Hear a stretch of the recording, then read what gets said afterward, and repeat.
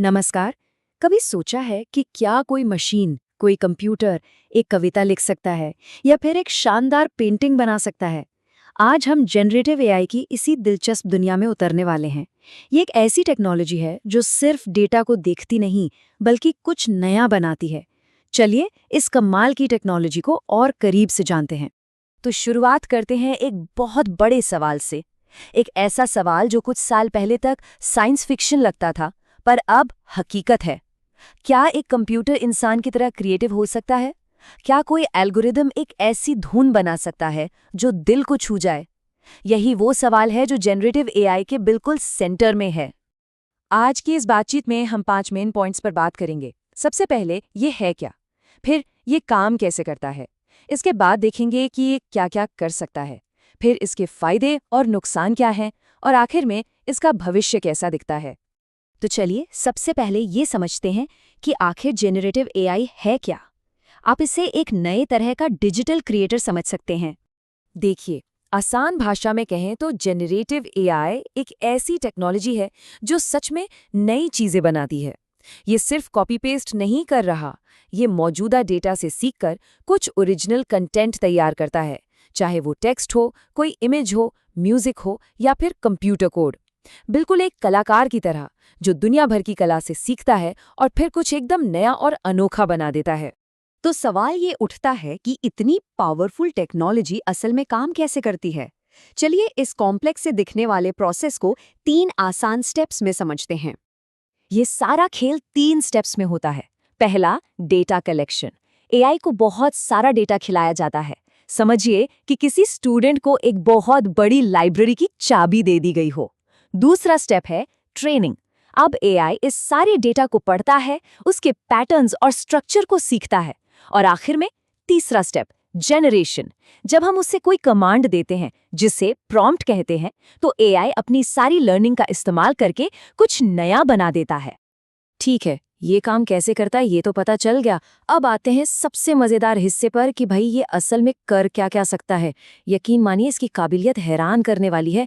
Text लिखने से लेकर कॉम्प्लेक्स डिजाइन बनाने तक जेनरेटिव एआई कई अलग अलग रूपों में आता है। टेक्स्ट की बात करें तो चैट जीपीटी और गूगल जेमिनाई जैसे टूल हैं जो निबंध से लेकर ईमेल तक कुछ भी लिख सकते हैं। इमेज के लिए डेव ई और मिड जर्नी है जो सिर्फ कुछ शब्दों से कमाल की तस्वीरें बना सकते हैं। रनवे एआई वीडियो बना सकता है और एआईवी जैसे प्लेटफॉर्म्स तो म्यूजिक भी कंपोज कर सकते हैं। मतलब ये टेक्नोलॉजी सच में मल्टी टैलेंटेड है। और इसका असर अरे भाई हर जगह है। एजुकेशन में ये स्टूडेंट्स के लिए नोट्स बना सकता है, हेल्थ केयर में ये डॉक्टरों को मेडिकल रिपोर्ट समझने में मदद कर सकता है, बिजनेस में ये मार्केटिंग कंटेंट बना सकता है, और इंजीनियरिंग में तो ये पुलों और इमारतों के लिए नए नए डिजाइन तक तैयार कर सकता है। चलिए एक स्पेसिफिक फील्ड की बात करते हैं, सिविल इंजीनियरिंग। इससे अंदाजा लगेगा कि ये टेक्नोलॉजी कितनी असरदार हो सकती है। सिविल इंजीनियरिंग में जेनरेटिव एआई एक असली गेम चेंजर हो सकता है।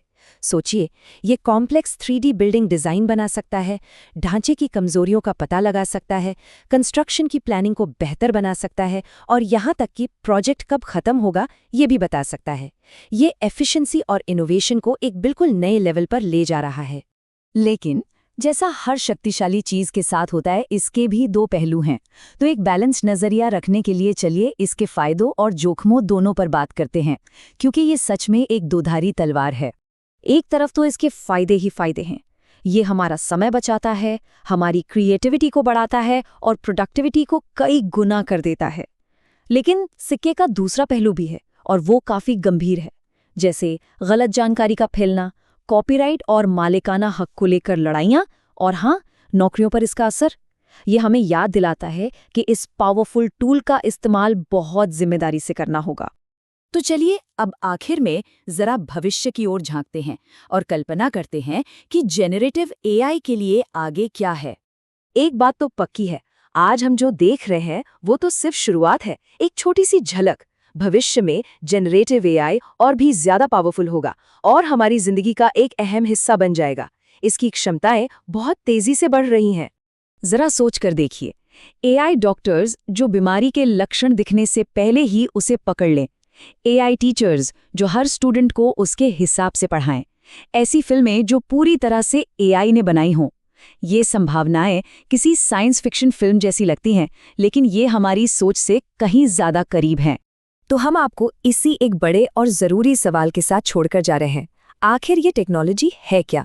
एक असिस्टेंट जो हमें बेहतर बनाने में मदद करेगा, या एक कंपेटिटर जो शायद हमारी जगह ले सकता है? ये हम पर निर्भर करता है कि हम एक ऐसा भविष्य बनाएं जिसमें इंसान और ये शक्तिशाली टेक्नोलॉजी मिलकर काम करें। इस पर सोचिएगा ज़रूर।